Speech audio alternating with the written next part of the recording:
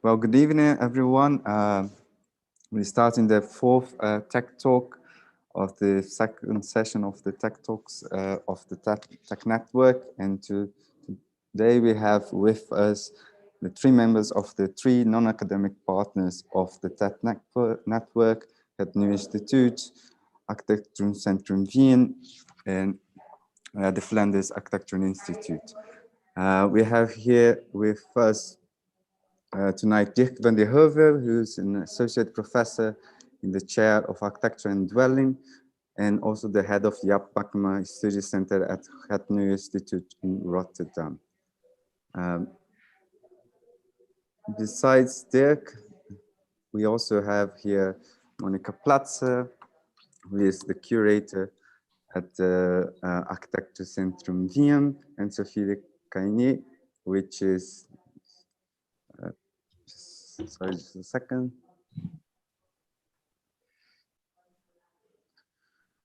Who is the director of the Flanders Architecture Institute and a lecturer at the University of Antwerp. Tonight we're having a conversation about publications and how do the architecture institutes perform these publications, and also how that can affect both our work and our understanding of knowledge and the transfer of knowledge. And the specific question we have for this talk is how to reach out to communities of knowledge. So starting now, we'll pass the word to Claudia Mainardi, who is our PhD candidate in polymmy. And she will start with some questions, and we will have tonight a little bit more informal conversation between all of us. Thank you very much. Good evening, and thank you, Eric, for the introduction, and thank you also, Dirk, Sophie, and Monica for being, yes, or no, I know, Monica for being here with us tonight. I will start with, let's say, a very general question.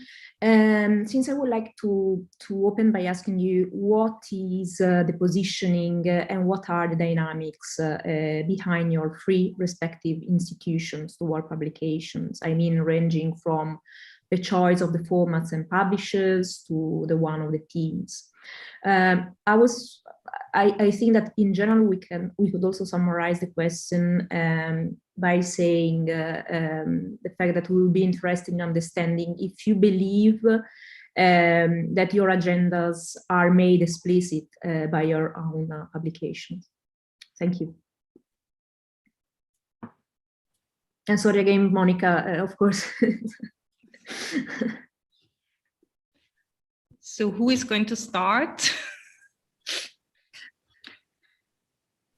Well, then I'll just start. I mean, publication in general are very close linked to our exhibitions. So in that sense, we publish, we try to publish to all our exhibition catalogs. And it's going to be interesting to discuss what is an exhibition catalog, because that's also a kind of a variety, or maybe it also changed what used to be exhibition catalogs before. Is there a difference between a book, a thematic book, or a catalog? And maybe what's also interesting for the general audience, since I'm based in Austria, the question is also in what language do we publish? And we mainly, I mean, we would love to publish bilingual, but that's of course a cost factor. But in general, we do publish in German, but we have made changes to that. And we also try, for example, sometimes to publish just books in English, but that's of course caused quite a discussion also in our audience. So that's maybe also a different, an interesting way we could discuss. And I'll just leave it from there at the moment. But in general, we don't have a magazine. Some institutions probably have a magazine or a yearbook or something. We do publish something similar as a yearbook every other year. we publish the contemporary Austrian architecture. I mean, in general, those who won prizes. So that's another publication which we do regularly every 2 years. But we get funds from the federal government in order to do that. But otherwise, publications come out of our regular budget. And maybe Sophie and Dirk want to... Yeah, exactly. It would be also nice, in fact, to see how the different institutions have different ways of acting in that. Mm-hmm. Dirk, shall I start, or do you want to? Thank you. Actually, our situation is quite similar to what Monica just briefly explained about AZW. So we also have a publication policy, and it's mainly based on also the exhibitions. But there again, I agree with Monica that the idea of what a catalog is has evolved enormously the last decades. And I also see a big difference between how in architecture institutes catalogs are produced and also the content of the catalogs versus the more art museums, for example.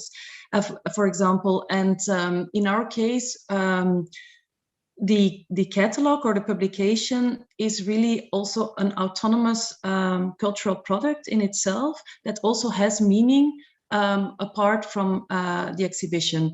So people who read the book, who are they can really understand it, and it has sometimes even a proper line of discourse and a proper argumentation that is complementary with the exhibition. So this is one line, and we pay it like AZW with our regular budget, which is not always easy. And then we also have a second line, and that is the architectural review. It's something like a yearbook, but again, like AZW, we publish it every 2 years. And there we publish well, what is in our eyes, and also we every time we set up an editorial board with external people, and there in this editorial board we try to have a building architect or a practicing architect, an academic, somebody from abroad. So we try to have a bit the field, the architectural scene represented in this board. And then we launch an open call. Architects can submit projects. We normally receive around 500, and then we make a selection. We talk to the commissioners, we go and visit the buildings, and we publish around 50, but we do not only publish the buildings, we also commission essays, text that talk about these buildings from a broader perspective. It can be from the perspective of craftsmanship, it can be from the perspective of who is commissioning, it can be various aspects that we come up by discussing in the editorial board. About the language, we publish it bilingual, so we have 2 publications that come out at the same time.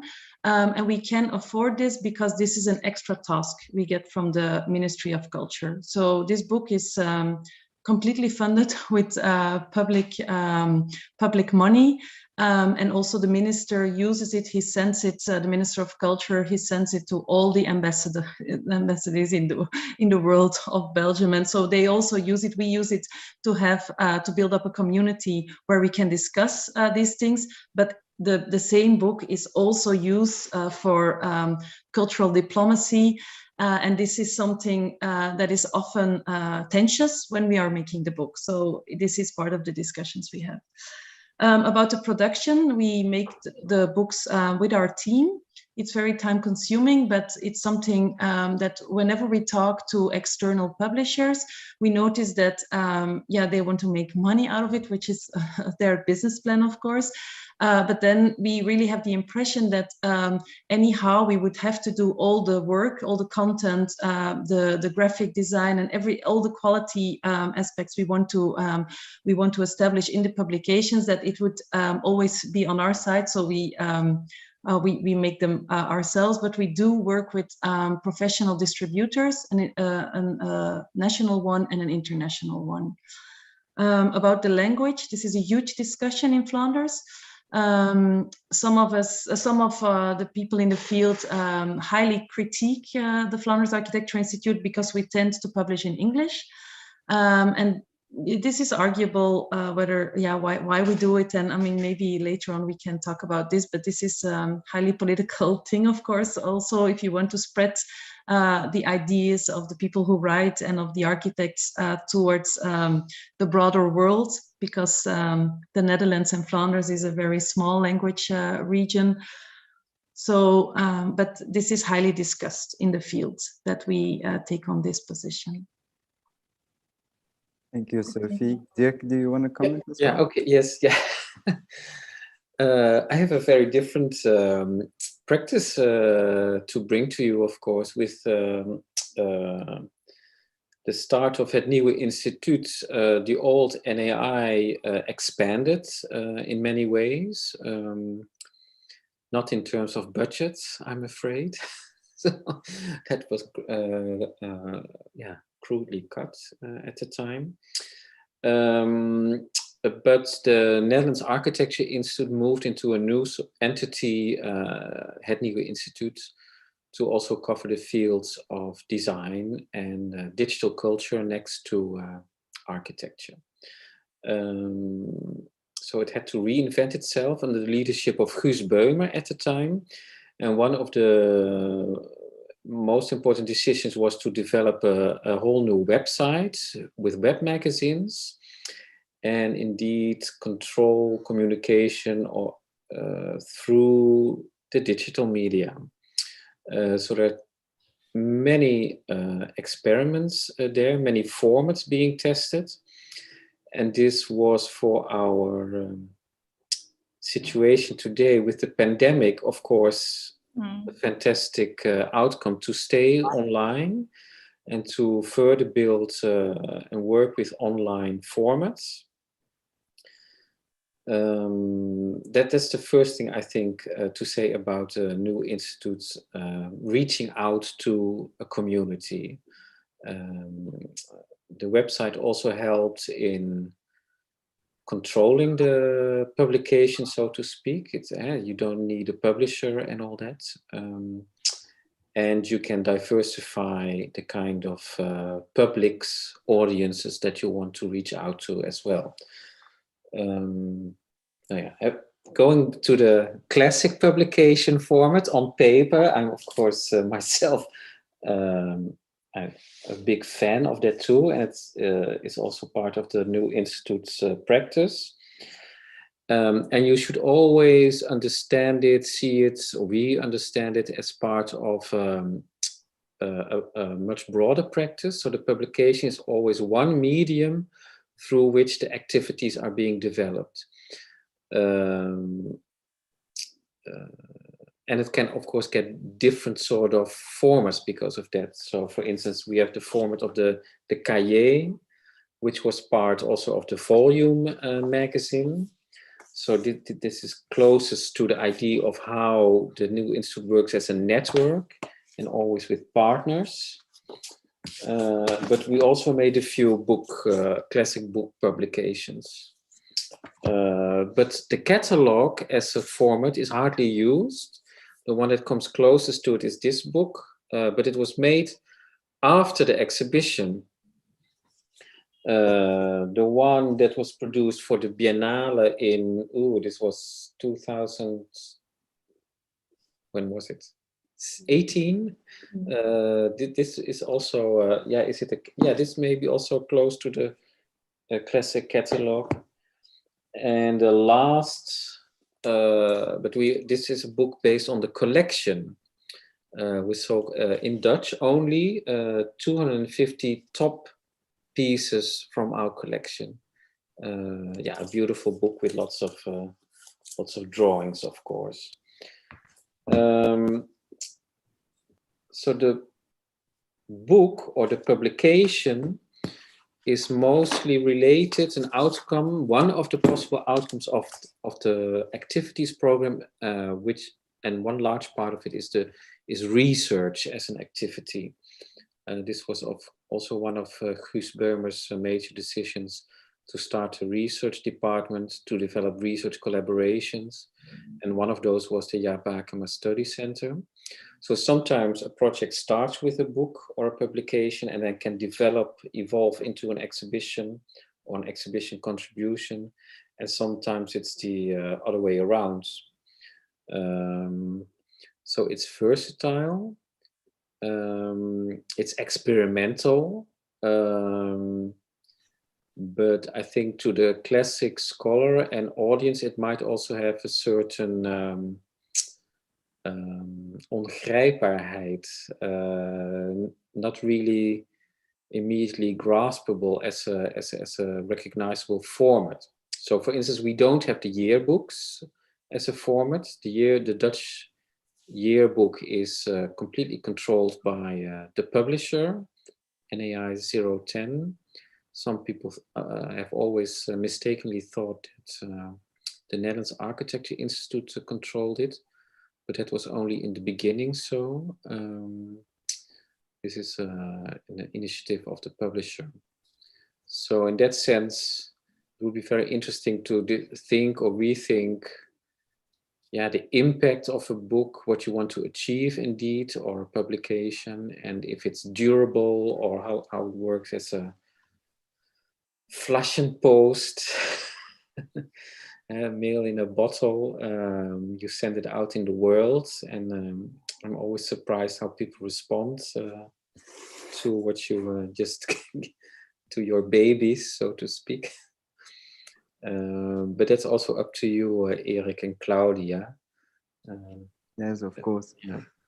And also driving from what you just said about the audience, can we hear a little bit about which are the audiences, and how does the publication necessarily address a more professional or academic audience, or even perhaps outside of architecture, and how does that influence the publication itself, and how is it put forward, if it's digital, if it's physical, and things like that in each one of the institutes?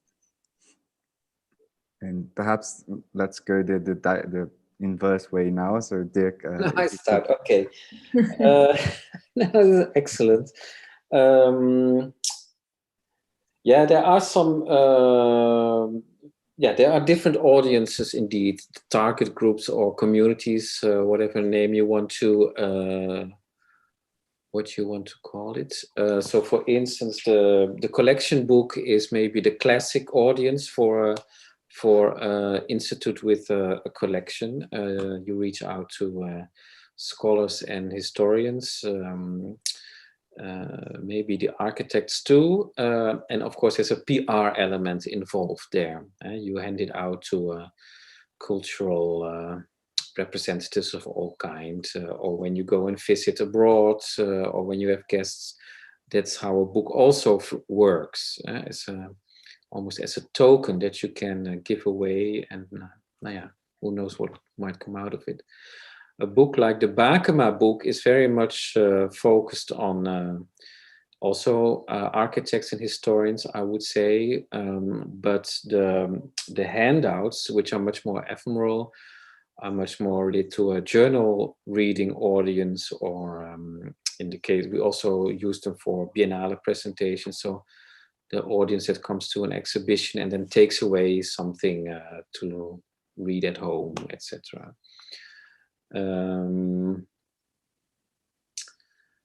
I think the web magazine is then much more diverse and much more versatile, actually, because that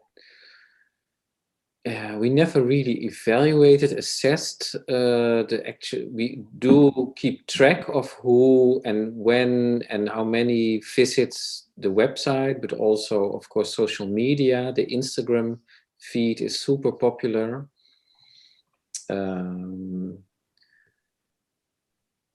And maybe the audience there becomes so diverse that you cannot keep track anymore. But this is something also for the next step. I don't know if we realized what we set in motion at that time. But compared to the NAI audience, our audience is much younger and much broader, and also much bigger outside the architecture world now. Yeah, that's what I can say about it right now.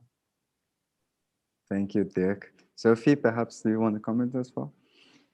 Yes, very interesting, Dirk, and also how you explain the shift in audiences by also the shift in, of course, content, but also media.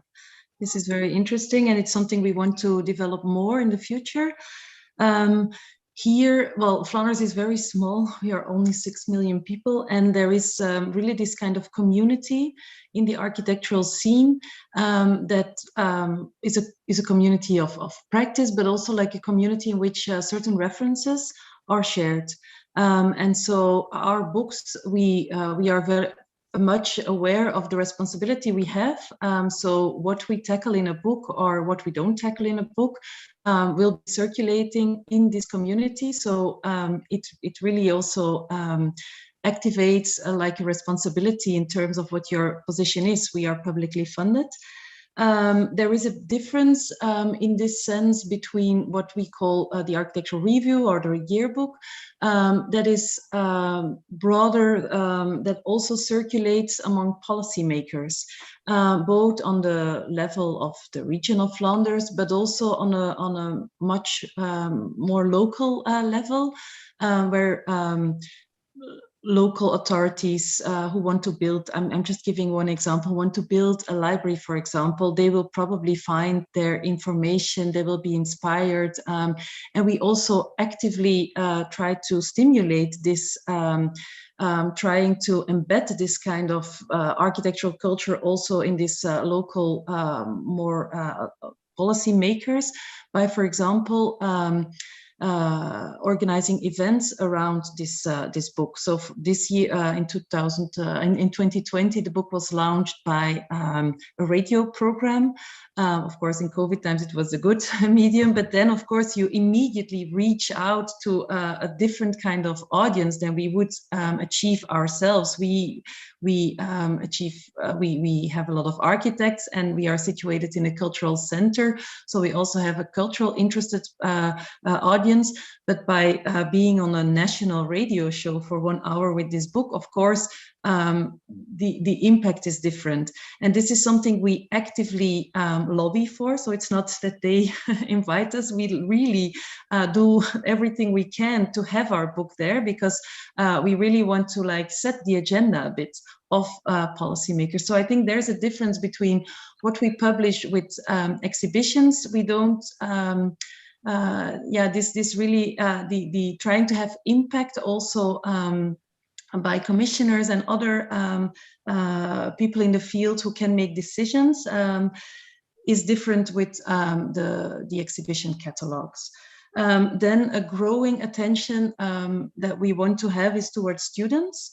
So we now have somebody in our team who sets up events for students in which our books are central. And this is very interesting.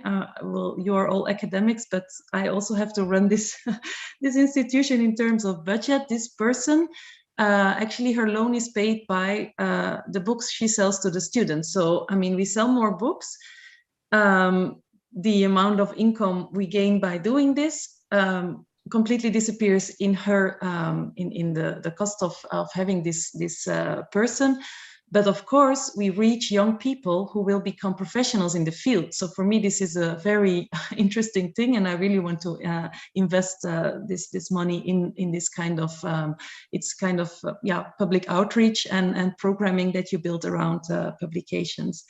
And then there's a third thing I wanted to add to what I'm really looking forward to get to know how the new institute works, because I really feel that in architectural publications, the digital is not explored in its full possibilities. So if, for example, an e-book of an architectural book could be so much more than just an e-book of a novel, because you would, for example, could add different layers, you could have other kinds of renderings or walkthroughs or whatever, so you could actually build up another kind of narrative in a digital publication. That for now, if I look at our digital content and our website, for me it starts too much from what we do in an analog way, and we use the website as a means of communication, but actually I think it can be very complementary with its own language and its own audience and its own community around it. And these are ideas that we are developing, but we aren't there yet.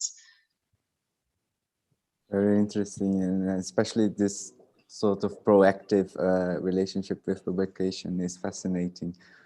Monica, do you also have a comment, perhaps? Yeah, I mean, that's something, Sophie, we are very much interested too, but so far we are just observing, you know, what the possibilities are. And of course, as Dirk has mentioned before, through the pandemic, we were more or less forced also to explore the digital medium and the use of website, and the feedback is actually really fantastic. And we communicate a lot of Instagram and so on, especially out from the collection. That's also, it was an interesting tool for us to explore, doing little films, doing podcasts and things like that. So that would also be interesting actually to include these little tools within a book, then in an ebook. I mean, you could do films, you could do, voiceovers and so on. But to go back to the more traditional kind of the book, I mean, for us, it's also similar to the exhibition, a tool to make things visible. And of course, there are different ways to explore that. And back to the audience, we try to reach a very broad audience. The word tourist hasn't been brought up yet, but we, for example, have a permanent exhibition where I would say 80% of our visitors are tourists who come to Vienna and Austria and want to learn about the history. So there we have a very, not traditional book, but we have a book, it's not a catalog, which really is a survey of the Austrian architectural history, which covers and is very, and we have that in two languages, so two books in English and German, and that's always picked up by tourists, and they really enjoy taking something with them. On the other hand, history has been mentioned. I mean, it's also a tool for us to reframe our history and revisit it to a certain extent, to look at it and phrase different questions, but also to make, example, women more visible. So for, not just the programming, what we do at the moment, only female architects will get a solo exhibition at the AZW, for example, because there are not many monographs for women, so that's what we do. So and they also get books. So we will have Tatiana Bilbao coming up as an exhibition. We had Dennis Scott Brown. So that's a tool for us also to make a gap visible. With a very traditional format and with a very traditional, in that you could say traditional, but I think it's a very important tool and it's a message outside to kind of do that. On the other hand, we also want to stimulate this discussion and choose topics, if it's climate, social aspects, political things.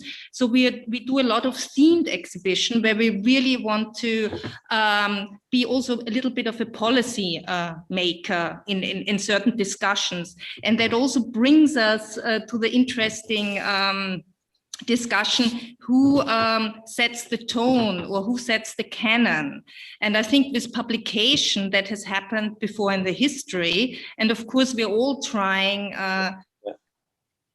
to do the sense as well, to open, and the book is something very durable. I mean, exhibitions seem to disappear, but the book stays behind. So in that sense, that's still a very important medium in that sense.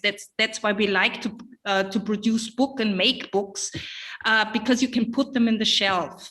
I mean, just a very simple thing. You can take them somewhere, and they're solid. It's also interesting. We haven't really talked about the graphic design yet, and how the book looks like, and so on. That's also a very important tool in the way how we want to communicate with the audience. That's just, and I think a lot of things have already been said by you anyway, but that's it for us, more or less. Yeah, maybe I can add something, because there's this nice question about the library. Yeah. And how maybe how the book shapes the institute, and not the other way around, how the institute shapes books. We have a public library, public reading room in our institute. It's the heart of our, one of the hearts, maybe I should say these days. It's always dangerous to say, but for me, it feels as the heart of the institute, the reading room, the public reading room. There is, of course, a policy how to buy books, what books should be bought, and they are part of a policy of what sort of research should be prioritized and what sort of topics. Of course, the famous and notorious identity politics and the diversity and inclusion topics all come up there, and how, as an institute, to develop your own position there in terms of, indeed, as Monica was saying, those forgotten voices, oppressed voices, marginalized voices. Also there in the library, what books are really present when a visitor comes to the reading room, what books do we buy now, are all part of that. And the second element, and this is in terms of communities and the communities of practice, may be interesting, is we have a wonderful bookstore, of course, in our institute. It's an independent bookstore, I should say, also independent from the publisher.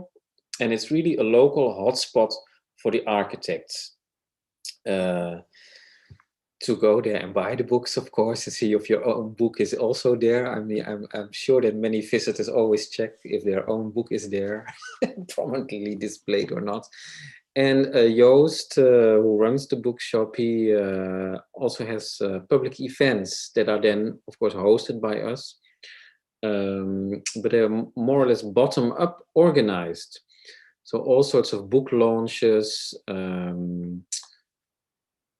throughout the year are happening there by institutions, from the BNA, the Royal Institute of Dutch Architects, to prominent offices or Boek of Reinier de Graaf, etc. So the book, in that sense, and the production of books also shape the institute, I would say. It's interaction. I'm glad you mentioned that, Dirk, because of course we also have a library, and the good thing of our library, it's an open access library, a freehand library, so different to maybe some of the university libraries, that people really can go there, and that we are open on Saturday and Sunday when the pandemic. At the moment, of course, it's only open once a week. So it's a really hot spot for the students, actually, who come. So that's our link, because our institution is not linked to university. So we don't, but that's how we really reach the students. They really come quite frequently to use our library. And there, we also get a feedback what books they use. And that's very interesting for us. It's also kind of like a thermometer to figure out, what, or also magazines. I have to mention that we try, I think we have more than over 100 architecture magazines available also in our library. And that's very frequented also by the architects in that sense. And for us, it's important also to have other language magazines from Hungary, Czech Republic, so all neighboring countries.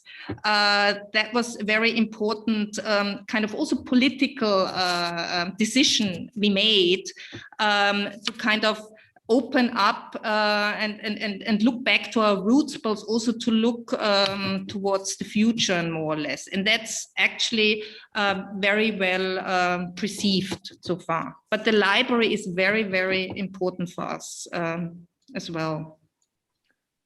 Thanks a lot. I think that I mean these positions, this reflection are definitely rich, and I would say that in fact, like the 2 points I find very much interesting is that it seems that in a way, as probably also Sophie mentioned, publications are indeed like cultural products that let's say have and create a legacy, also because they are physical and that they are they create knowledge, more or less tacit, also I guess in the choice of the publications that your institutions host them. But also on the other side, another interesting thing relates to also what Amish Lonergan is asking. And it relates to the idea of responsibility towards your audience. So in fact, Amish asked if, given that all of your institutions are public, so do you feel like there are limitations to the sort of work you can publish? If you feel there are sometimes like compromises you need to make in your publishing program, for example, focusing on particular types of architecture or offices. In a way, if I can add, I believe that sometimes the publications can become, let's say, instruments to make explicit some, let's say, hidden networking between architects, hidden knowledge. So, of course, yeah, this recall the idea of responsibility, and yeah, we will be very much interested in understanding your positions.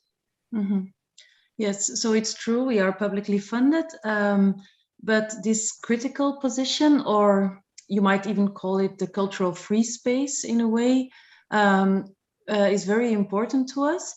And I don't, for now, and until now, I never really had the impression personally that there was a way that the direct political influence or impact on the cultural program we are developing.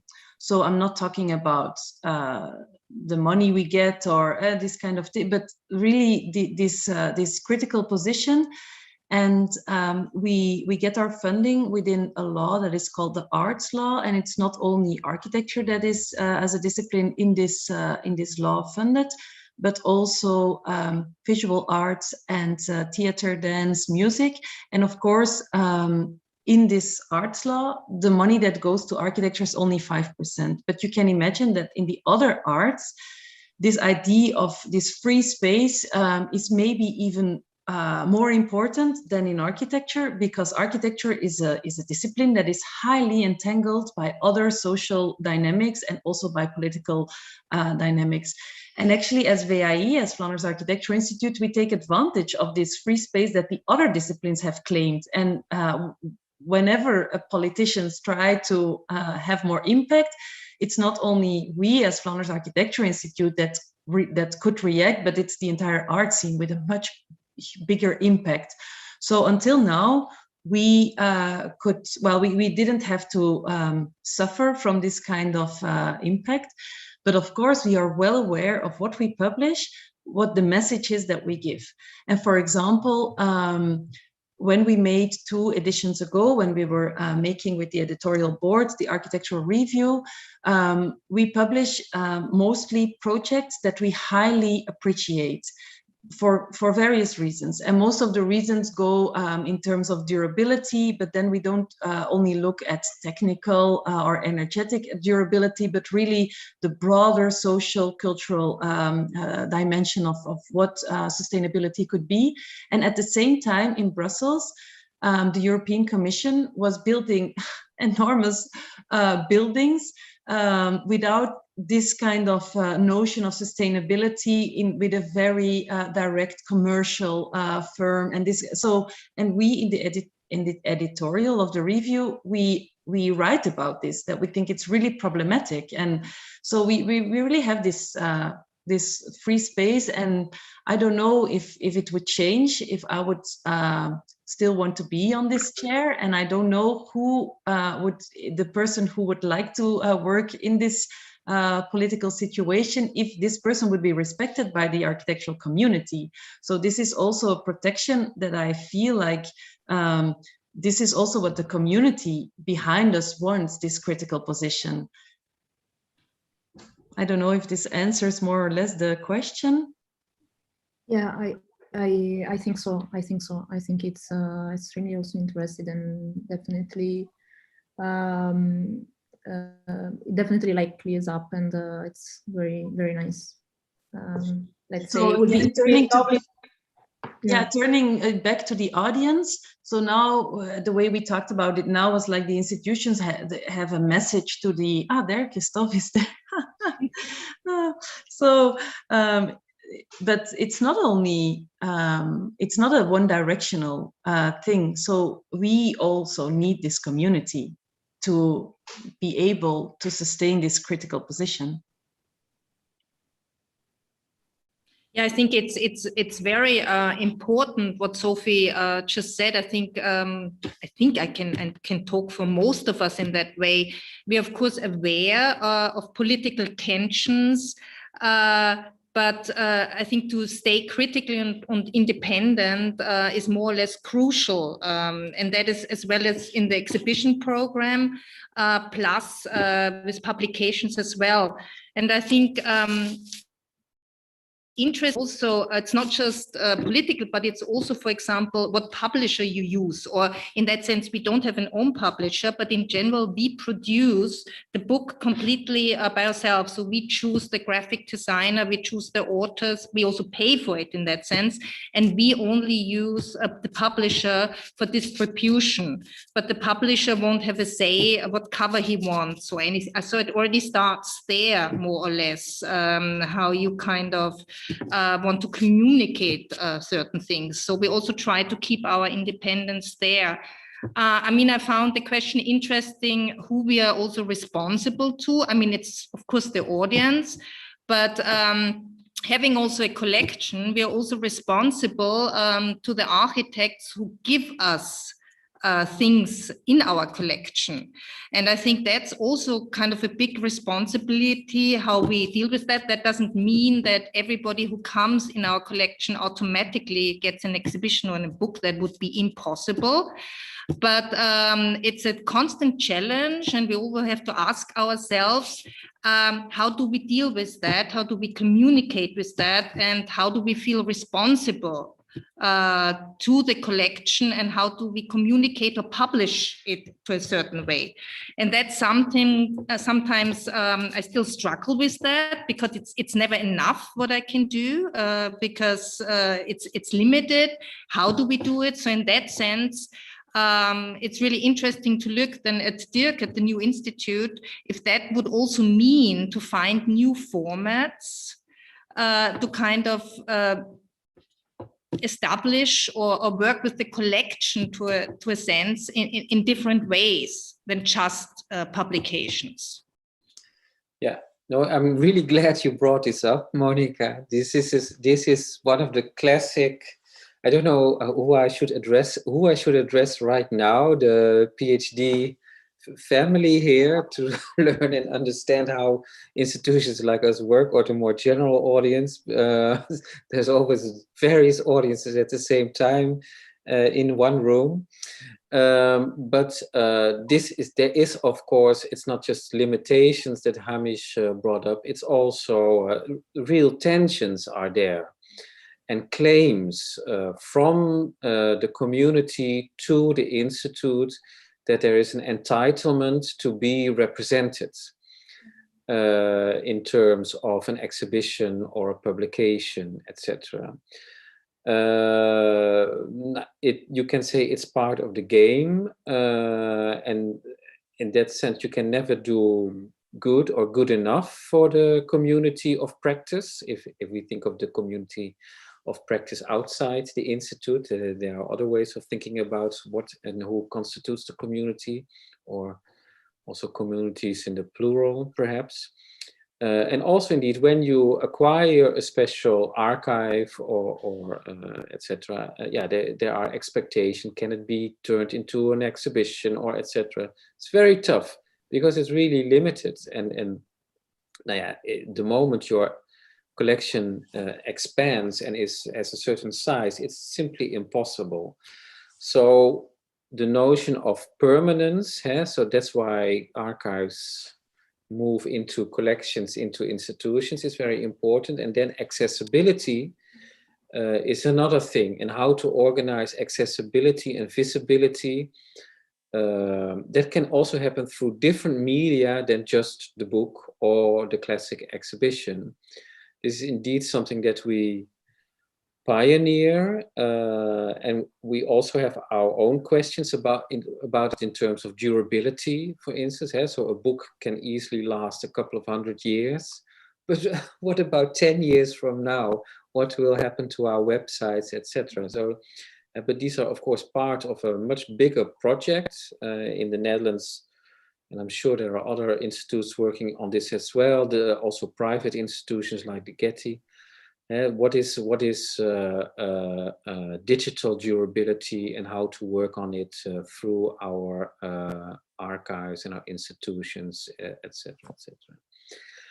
We are currently working and experimenting with a project called the Other Interface, for instance. There's a whole project to build or rebuild a digital house, so to speak, in which we try to find new connections also through the linked open data. This is something that you cannot do with the classic book. Linked open data might open up very interesting venues for new research, but also new audiences that might discover architecture also as an interesting field of exploration.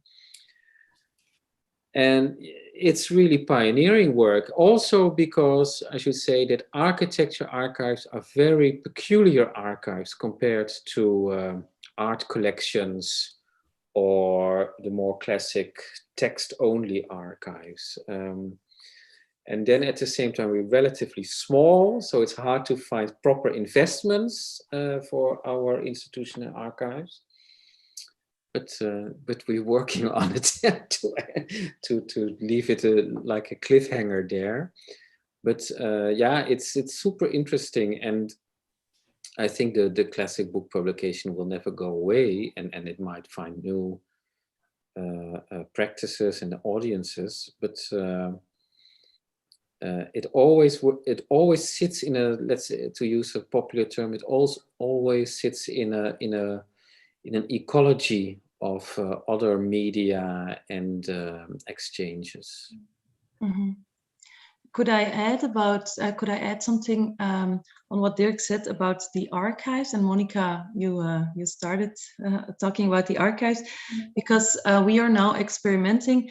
Well, there are two things. So Dirk mentioned that the pressure or the expectations from the community are very high, and people many people and many voices have the idea that they should be represented and they should be communicated by the institution and by exhibitions, by very small sometimes things on the website, very big, making monographical exhibitions and publications. But you could also turn it around, and we now are experimenting with the other way. We actually use an exhibition and a publication to get to know an archive better before taking it in. So this is the other way around, and we used to do. So we used to take in archives, then process it, have research done by internal or external scholars, and then have the outcome like this is the monographical show with the exhibition. Now we turn it around, knowing that in the digital era, because we cannot take in everything, and also architectural archives have expanded enormously the last decades because of several reasons. One of them is administration that is growing, and So it's very interesting to turn it around and to first work with scholars on an archive, then make a publication, make an exhibition, have a public debate on it, and then later on, so you actually gain time in a way. And then the exhibition, and especially the publication, becomes a different medium. It becomes maybe more an instrument or an experiment, and we only did it now, and we are opening the exhibition tonight with a film. Everybody's welcome to see it, but this is something we are experimenting with. Yeah, super interesting. Yeah, very nice. Yeah, perhaps driving a little bit on that, what you're talking also about, like, do you think there is like a special role for institutes as not an academic per se place, or in the other hand, not a professional one? And how do you feel that has its own potentials perhaps and own advantages in relation to the publishing and reaching out to these communities in both sides? To be very pragmatic, I think we can publish much faster than maybe when in academia we don't peer review things. So we choose authors, maybe very interdisciplinary, and it depends. Each book or each each exhibitions kind of has a different kind of atmosphere or habitus, you could say, and we always match then the graphic designers with the content, and it's a very creative process. So it's not just curating an exhibition, it's also curating a book to a certain extent. So it's not just finding authors and so on, it's much more actually involved, and it's always an interesting discussion. Similar to making an exhibition, actually. You know, we always ask ourselves in the team, when we have chosen the topic or when we found a topic, what should the book look like? Or how can we express the content we want to communicate in the book? And then we take in, and that's how we choose then a graphic designer. And then we discuss it with them. We show them the materials. We talk about the content. And then the whole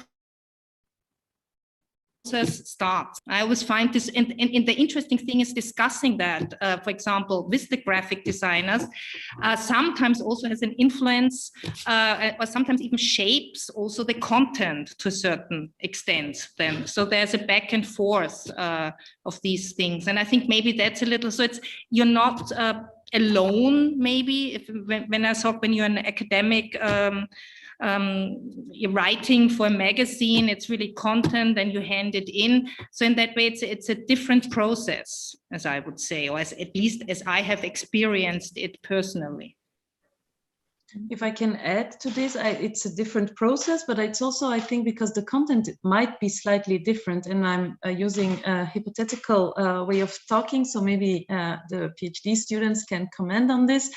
But I think in the publications we make, and also of course the exhibitions, but especially the way of making a drawing says so much in itself. So having the material and the way you frame the material really also has a meaning and has a message.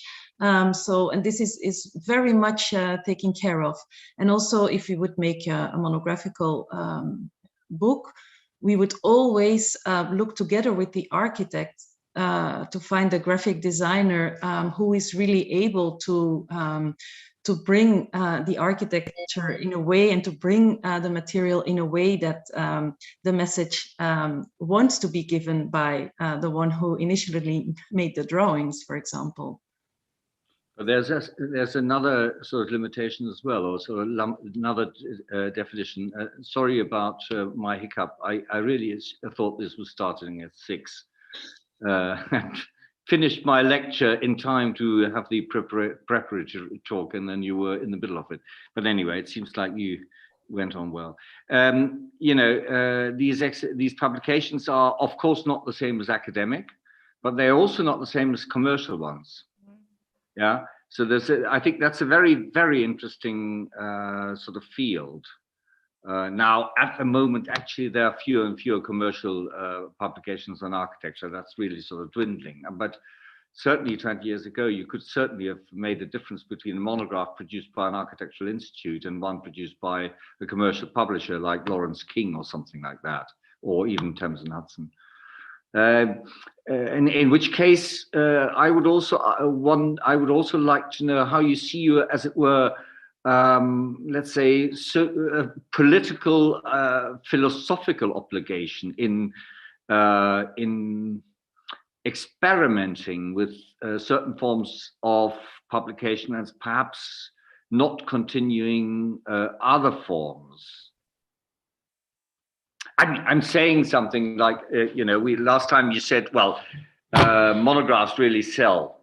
Yeah, everybody likes monographs, especially our distributors.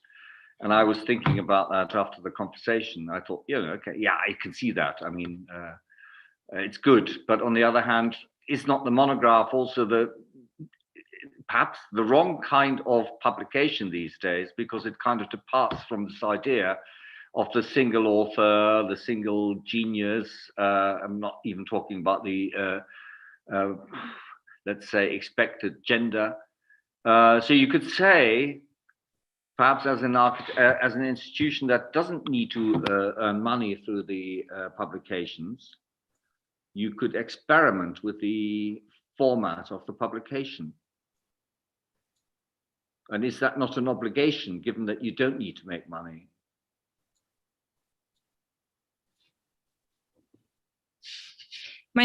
It's interesting when you say that as a monograph, because we have the opposite kind of experience. We don't really do monographs anymore. That's how we started out with the institution.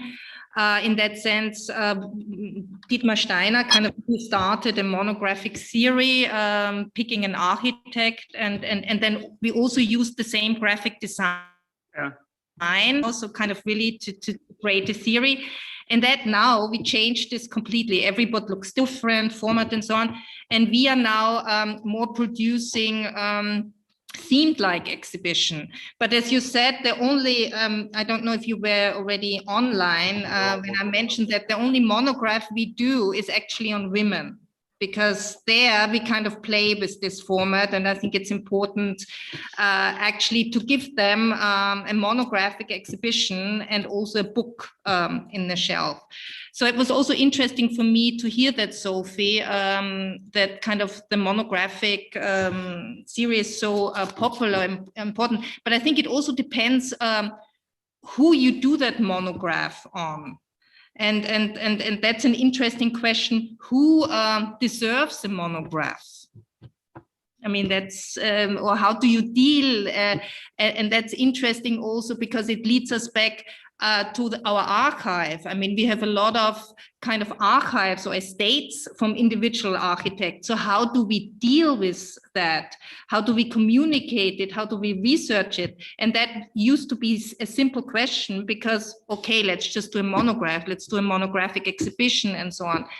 But we can't do that with all these archives. So in that sense, yes, what could be the format? Could that be still kind of creating new digital tools or digital formats, but they still would need to be different than a published book. And I haven't gotten an answer for you. I mean, how to do that yet? I mean, it's an open question anyway. But anyway, Sophie, you were going to say something. Well, actually, I was fully agreeing with Monica, and also, but I've said it before. I think in the digital there is so much more that we can experiment. That now we use it only in a very limited way because we have this idea of a publication in our head when we communicate in a digital way. But I think there will be, and especially the generations to come, they will communicate on archives and on architecture in general in a different way. But for me, the idea about the publication, that it can be in a shelf for, I don't know, 30 years, and suddenly a community refines the value of a certain publication. For me, this is very important. So I still, I think there should be this really complementarity between the experiment, and the book can also be an experiment. So really, but I'm really convinced, and especially in our field, the digital is not going to replace the analog way of communicating on architecture and on spreading also. And we are now in institutions where if it wasn't for COVID, I mean, we are able to travel to Vienna or to Rotterdam to see an exhibition and to buy the book. But of course, there is a completely new field of architecture institutions in Asia coming up, and they're also making these kind of publications. And for them, it's also a way of, because they know part of the community is not going to travel to see the exhibition. So the book suddenly becomes something different, where it becomes maybe as important as the exhibition itself. And CCA is been looking at architecture publications like this for a longer time. So these are all aspects of publications and communities. I think if your community is not just around you, but if the community is spreading, then I think, or is more distributed over the globe, then the publication becomes more important. What we didn't discuss yet is strategies of dissemination, but also strategies of monopolies. And if you think in relation to knowledge, so if you think of books as carriers of knowledge, and we of course act under the aegis of open access, etc., etc. But this is of course not the whole story. If you look at how the digital is working and how there is an ongoing battle between publishers, academic institutions, and scholars, etc., on how data and knowledge is being controlled and by whom, there's much more happening. So next to a linked open data system in the future, or what that's already happened, there's also the blockchain system in which knowledge is super exclusive. And this may be, I have no idea how this will develop. No one knows, I think, in 20 or 30 years. But this is something to take into account. It can either cater to a very exclusive market. It can use this exclusivity to create new audiences, or also in different classes. Or you make it something really as an advantage too in your own practice. I don't know if that will happen in the architecture field, because economically the architecture field is not that crucial maybe. But if you look at the blockchain technology and the ongoing fights on who controls what information and what information flows, and if you think about the book as one of the vehicles of information flows, from the old monasteries and the monks and nuns making these beautiful books and guarding those books, not very open access at all, to the current situation, and then into the future using digital technology. It's quite an open field, and I don't know where our cultural institutions really are, because we think of ourselves as independent, but we work under ministerial guidelines, and open access is super demanding. It doesn't come really with money. Also, open data is being a very big thing, which is actually makes you very vulnerable in a global field. I think for architecture it's super interesting, but in other areas it might relate to something very, things that you really don't want to happen. I mean, think of all our, we just had a discussion about interiors and having AI curating interior exhibitions. So look at all the interiors here on our screen, right? And all this will be harvested by the new information machines, etc. So, and where the book sits in that, it might either become super exclusive or for a special class of people, which are either peripheral or maybe central. I don't know exactly where we can situate ourselves in this new conglomerate. But if you really want to rethink the book, if the book is the core thing in paper, I think we need much more but I mean, tech talks to discuss this. Dirk, this is a very interesting thing that you're saying, but on the other hand, we must say that the architectural book has never been particularly democratic. You know, it starts off being super luxurious. I mean, all the treatises were produced for, really as extremely expensive production. And actually, you could say, even if, let's say, the modern printing techniques sort of starting to become available around 1900, and that is when you get the Wasmut books and so on. That is when you get the Wasmut books and so on. But even those were, of course, still very, very expensive compared to other books. I mean, for me, interesting when you kind of, Dirk mentioned, it's also what publisher do you choose? I mean, because how many independent publishers of architecture books are there? Because it's a constant changing field. And we discuss that often internally when we kind of, now they have sold this company again and it merged and then it moved around, because that has changed quite a bit as well, to a certain extent. So is that a part of our responsibility where we publish? On the other hand, we know that publishers are very they have a lot of power to a certain extent, because it's also where the books appear, where the canons are made. It's also made by publishers to a certain extent, and also what institutions publish where. I mean, if you just go back in history, I think that's also sometimes we are not so aware of it anymore. But I find it even besides all this kind of digital open access, which is a real problem for us, because we, for example, cannot supply open access because we don't have the funds, first of all, to digitize everything. But we see that a lot of the museums now in Austria, they supply open access, and people can download now.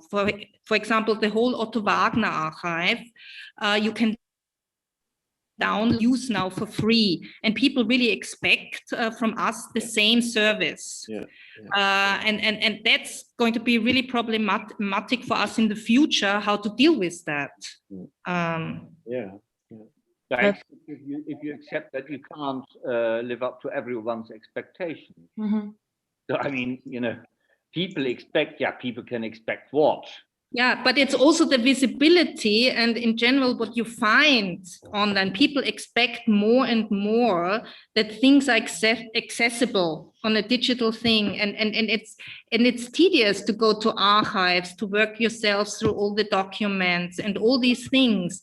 And so we constantly, and that's what we have to communicate. We want people to come and use our archives, but use it with their hands and not just on the screen. And that's actually a lot of kind of pressure for institutions which don't have the access to funds. And I think that's going to come more and more. And it also means, do we lose to the art scene? I don't know if maybe is art easier to digitize or single objects, but what about architectural archives? But I mean, Dirk, you're doing that. So you're digitizing on a very large level. Yeah, but it's so big. I wonder whether it will ever be finished. It's I think this is one of the complete archive doesn't exist offline nor online. So that's for some people that's a real nightmare. For me, it's part of the pleasures and the tricks of how knowledge is disseminated through various stratifications or media.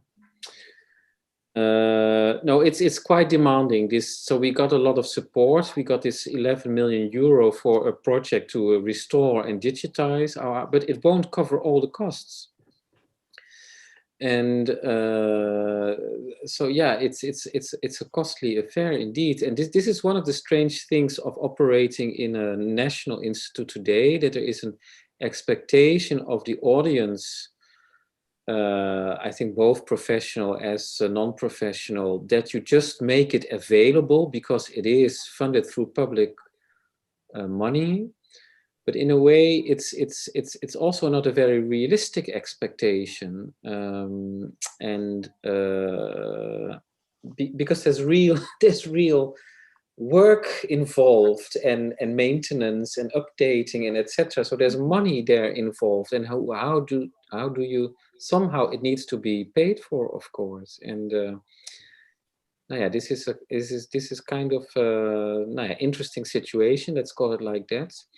And as you say, it's when you look at the real big developments here, yeah, Christoph referred to commercial publishers, but also in digitization and digital development, the real big money is with, of course, very big supranational companies.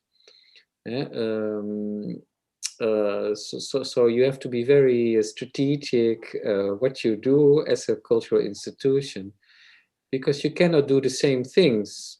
And I think maybe you should also be always clear about it in your communications to both ministries and governments and audiences about this, that you do occupy a different sort of position and develop a different sort of discourse because of that. Yeah. Mm-hmm. I fully agree with what you say, Dick. And I also, and here we are with many scholars, PhD students. I mean, looking at a screen is not the same thing as processing an archive. I mean, the tacit knowledge that you also experience and that you can, I mean, it opens another part of your brain. I really believe that when you are in an archive, going through the drawings, seeing the correspondence around it, and you will have a much broader understanding of what you're looking at than when you're looking at a screen and somebody else took decisions on, but because it's not a one-to-one. Every digitization is also human decisions on colors, on small restorations, all these things, and you all lose that. So this is something like, I'm almost like a teacher saying it now. But then there's another thing, that all the archives we're talking about here, they're private archives. So also the architects or the companies or whoever gave them to our institutions, it's not that they gave it and we could do with them whatever we wanted. So there are contracts, and sometimes the architects are really in favor of this open data idea, but some architects protect their immaterial and material heritage by putting out restrictions, and we have to respect them. And so there's also this thing that you can also communicate to the government. We take care of private archives. We don't, well, the architects, they actually have the freedom to throw them away after 10 years in Belgium because of legal responsibility on building sites. But after that, they have a freedom. And we, of course, put ourselves in contact with them, and we convince them that this is an enormous cultural value that the archives have. But then there is an entire process of negotiation, and we often meet in the middle. So, well, this is just context information to understand also why we do not believe that just digitizing and putting it online is not a solution in the long run. It's only part of what we do. And not to forget the photographers. I mean, there's a lot of photography, so it's not just the architects which need to be protected or who want to be protected. A lot of problems is also with the photos which come and with the material which is kind of not owned because the architect is not the author of the material. And we also have a responsibility as an institution to protect these other owners or authors. I think that's also something which is often forgotten. Mm-hmm.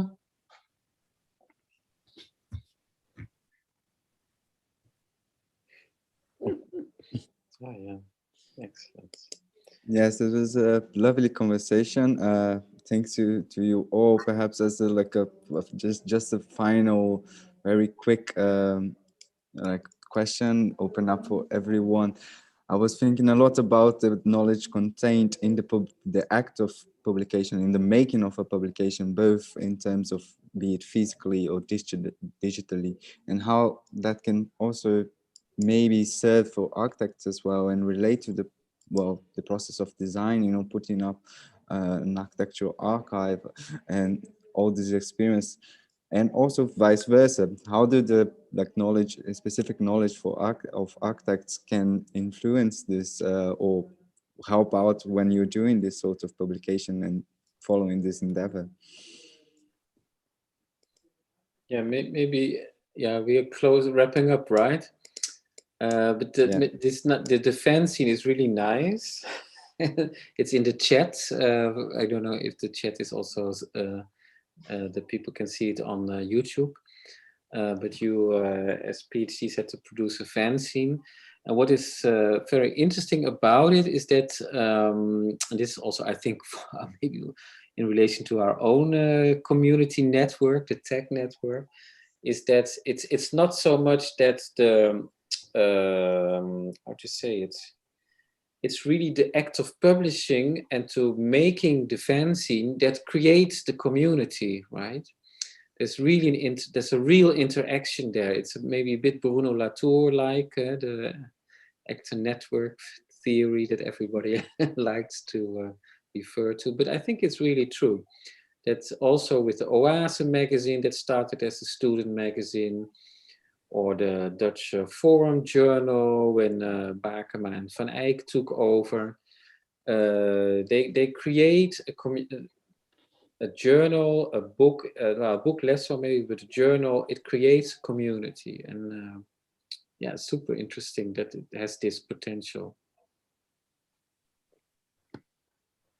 Yeah, and as wrapping up, I also want to highlight was what Anna Livia was also mentioning in the chat. I think was really an amazing conversation, and I think was really nice also in a way the fact that today we interwoven our past also conversations, like for example we mentioned, I mean, of course, something in relation to the communication, it's something that we mentioned first time, and so on and so forth. So it's really interesting seeing how actually everything is connected, of course, and would be lovely to continue this discussion, because of course it would be just the beginning tonight.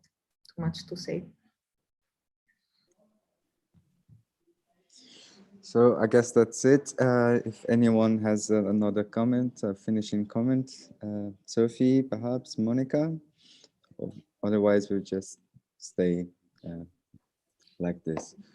So again, thank you very much, Dirk, Sophie, and Monica for being here with us. Also Claudia and Christoph, and we will end up this session now and look forward for this next round of Tech Talks, and thank you very much.